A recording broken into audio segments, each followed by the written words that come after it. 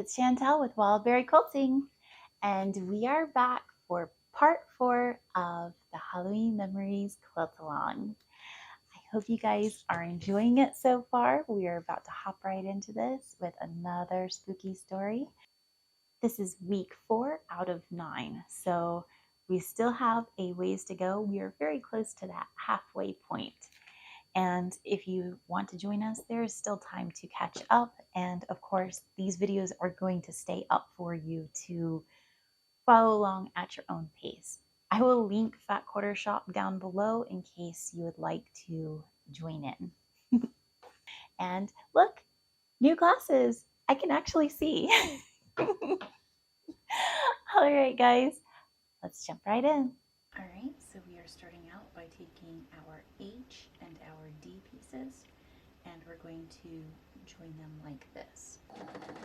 All right, guys, so this next creepy story is actually one that I experienced in one of the towns that I grew up in.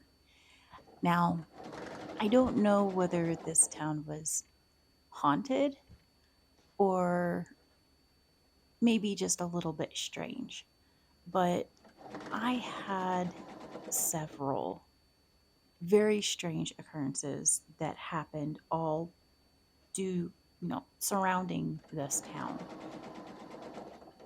Now, it was actually a town that my grandparents used to live in, and it was a very small town. There was only one stoplight in the whole town, and I think eventually they ended up putting in a second one before we moved. Now it's much bigger than that, though.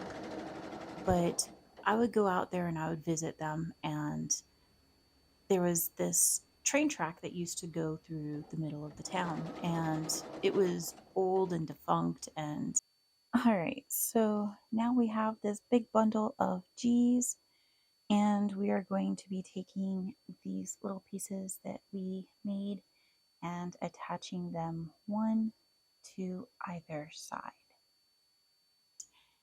Trains never really rode on it. There was stuff growing up out of the middle of the train tracks. I'm sure you guys have all seen train tracks like that before.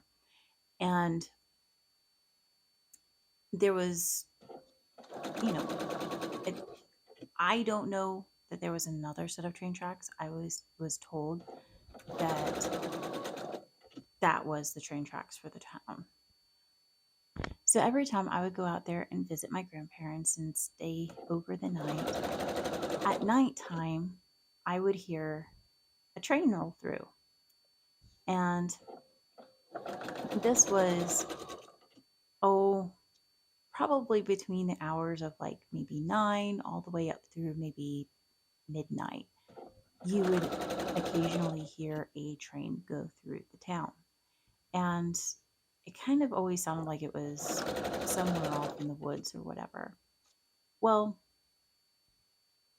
as I got older, I found out that the only train tracks that were there was the ones that ran through the middle of town, and those were old and defunct. They were no longer in use, and they did go up through the woods, so there may have been some kind of like a, you know, cutoff or something to where it split or something. I don't know, but so far as what I was told, those train tracks had been out of commission for many, many, many years before I was ever there.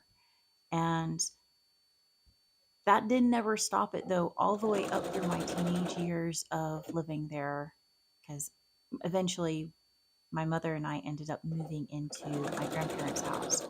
And even when I lived there at that time, you would still hear the train and the horn from the train and everything going through at nighttime, despite the fact that there wasn't actually supposed to be a train through there. And I did try looking it up as I got older online to find out if perhaps there had been a train that went through that area. And everything that I have found has pointed to that train no longer being functioning for a very, very long time, way past the point of me having lived there. Now we have our C and our E pieces, and we are going to be snowballing all four corners of our E piece.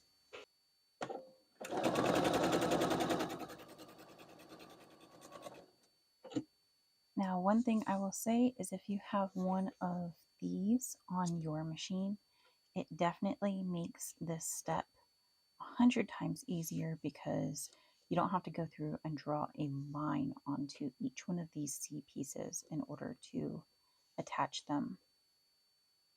So I don't know if that's because it was like a ghost train, or if maybe there was something else going on that wasn't really, somebody didn't really want to be public or something. I'm not sure.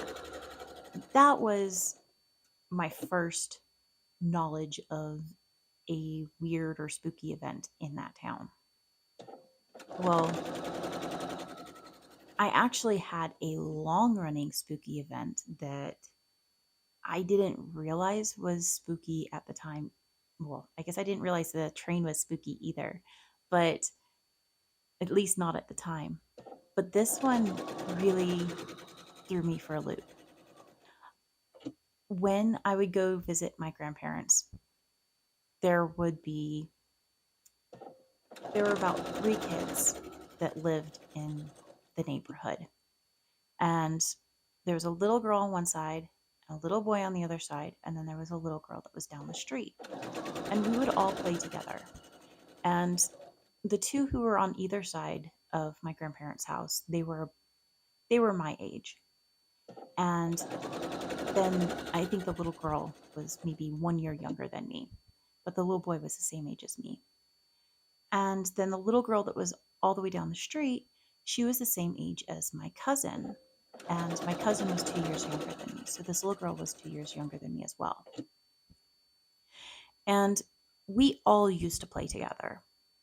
Well, now the little boy was pretty normal, but the little girl on the other side of my grandparents' house, she was mm,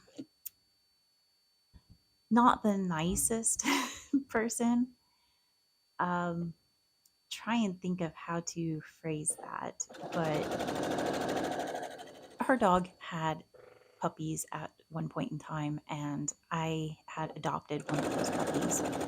And she was not the nicest person to animals. I won't go into detail with, what she did, but there was an incident with my puppy, and there was an incident with a kitten, and you know, both of them ended up being fine, thank goodness, but that was due to, other people stepping in. Well, I guess specifically me stepping in, but I had to get an adult to help. And so she was a little bit odd, and I knew that. I didn't really like hanging out with her as much. So I was, but there wasn't a whole lot of options either. Then there was the little girl that was down the street. And so the more that I played with her, the more strangeness became apparent. And I always just kind of wrote it off as not really being too much, or not really meaning anything. But when it all added up, it really added up to a lot more. So at the time when I first met her, I was 10 and she was 8 years old. And she, I remember, was allowed to watch much more mature things on, TV and movies and stuff like that. And I remember being shocked because she was able to watch things that me being 2 years older than her, you know, I was not allowed to watch, and there was not any future point that I was given that I would be allowed to watch it. It was one of those things that I was told I would had to be a lot older to see. And granted, everybody does things differently with their kids. All right, guys, so we have the rest of our C pieces, and we are going to be attaching them into these two corners. As an example, she was allowed to watch things that were much more graphic horror movies or had content that adults might not want their children to watch. And obviously, as I said, I wasn't allowed to watch that kind of stuff. So, as a result of that, I wasn't ever able to spend the night at her house. And there was one time that she had attempted to spend the night at my house, but she didn't get very far. It was like, maybe she was there an hour and then she was ready to go back home. And she just lived down the street. So it was not like it was and she was old enough that you would think she wouldn't have been overly traumatic, the idea of her spending the night at somebody's house. But, especially with the more mature things that she was exposed to, it didn't seem like it was something that would scare her. But for whatever reason, she just wasn't ready to spend the night at somebody's house, I guess. And so that was not that big of a deal. So as time went on, I ended up finding out that she had siblings, but the reason why I never saw them is because they were all grown adults with children of their own. And they had children who were roughly the same age that she was. So she, at one point in time, referred to her niece. And I was just like, what? What are you talking about? Which, of course, there are families out there that have a large age gap between children. Now, and I will say that her parents were much older. She had, you know, they were just much older. I don't want to speculate on how old they were, but they were much older. And beyond the age of what you would expect for them to have an 8-year-old. So this was all when my grandparents lived there, and I lived in a different town with my mom. And this was just me coming and visiting during the summers and such. Well, eventually, as I said, we ended up moving into that house and taking it over from my grandparents. Now, when we ended up moving in, I ended up seeing the little girl from down the street. And I tried saying hi to her and talking to her, and she seemed not at all interested. And almost try and explain this, but she just seemed like, I mean, to the point of being rude. She was not interested at all in saying hi or being friends or even being friendly at all. And it was odd because I had obviously gotten older. At this point, I was about 14. So 4 years had passed. And she still looked exactly the same. I had grown and gotten older, and she still looked exactly the same. And there had been a new little girl that had moved in down the street, and she was friends with her. And come to find out, she actually was still saying that she was 8 years old. Now, this is 4 years later. She was 8 years old when I was 10. Now I'm 14, and she is still saying she's 8 years old, and she still looks exactly the same. And she's going to school at the same school as this other little girl, and she's in second grade, evidently. Now, I think that she may have been homeschooled when I was originally visiting my grandparents and stuff, but so maybe that could explain how, the schools hadn't caught on to anything. I don't know. I'm not sure exactly what happened and how the schools didn't catch on to something being strange, but I'm thinking she was homeschooled originally and then now she was entering second grade. But she was at that time entering second grade and she was saying that she was 8 years old and she looked 8 years old, just like she did back 4 years ago. And I just remember being really confused as to what was going on.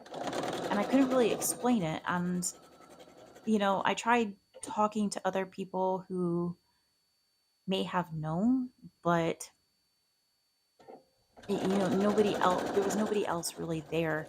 The girl that was the new little girl, I didn't really know her, and she had moved in much later on. And she actually was just a 8-year-old little girl. So to her, I just would have been some strange older kid who was saying something about her friend. And the little boy who lived next door to my grandparents, he had since moved. And the little girl on the other side of my grandparents, as you know, she was just kind of a little bit not the kindest. And had, she was off in school with her own set of friends, anyways. And to be quite honest, she didn't really hang out with me and the other two kids all that much. So she wouldn't have, I don't know, she should have still known, I think, but she just said like she didn't know what was going on or she didn't know anything about it. But, you know, there wasn't really anything I could do about it. And time just went by. So around the time that I had my first child, I mentioned it to my mom and just in passing about how strange it was. And she had since moved out of that town, but she moved out much later than what I did. And she she silenced up real quick and I was like, "What? What?" what? And she's like, "Well, right before I left, right before she moved, she means, she saw that same little girl outside playing in front of her house. And at this point in time, it was, oh, probably another 4 years had gone by. So, because I was an adult at this time. So, about another 4 years had gone by because I think I was around 18 when she had seen her, which means that this was 8 years then since I had first met her. And she, going by normal aging and math, should have been about 16. Well, my mom said that when she passed her by, she saw her outside being swung in a swing by her dad, and she still looked like she was 8 years old. I guess she waved at her and she just stared back at her. No being friendly or anything. She just stared and watched her go by. And she said it was a really eerie feeling and she thought it was strange, but she hadn't really put two and two together. But when I explained to her this oddity, and because this is something that has always bothered me, it has always just stuck with me that this little girl never aged and that she was always this little girl that she played with me when I grew up, and she played with the other little girl that in the neighborhood, and that little girl grew up. Yet, as far as I know, this she may still be a little girl over there somewhere. And and it has been, 20 years now. So what's going on? No, it's been like almost 30 years now. And she might still be a little girl. I don't know. I'm curious. I'd be interested to go back there and drive past and see if there's still a little girl who looks like her that's in that house. But from what my mom said, the only difference was that evidently she had gone and gotten her hair permed. Now, when I knew her, she always had very, very straight brown hair. And that was it. She just had very, very, very straight brown hair. And evidently, when my mom seen her for the last time, she had gone and gotten her hair permed. So it was curly at that time. And that was the only difference. Other than that, she still looked exactly the same as the first time that I had met her. And I have no way to explain it. All right, guys, so that is it for this week. Next week, we will be working on week 5 of our Halloween Memories quilt along. Remember, I will link Fat Quarter Shop down below if you would like to join along. They've got your book and all your supplies and everything over there. And if you're curious about what the line is, the fabric line that I'm using, it is Folk and Lore. And I can't remember who that is by, but if you type in Folk and Lore, it will come up in your search on Fat Quarter Shop. Now, if you guys have any spooky stories of your own you would like to hear me tell on the channel, I would love to read them and retell them on here if you guys are okay with that. My email address is linked in the description box down below, so you can send me over your stories or whatever else you'd like to send me by email. Thank you so much for joining me, guys. I hope you have a beautiful rest of your day. I will see you guys again next time. Oh, and don't forget to hit like and subscribe. I will see you guys again next time. Bye.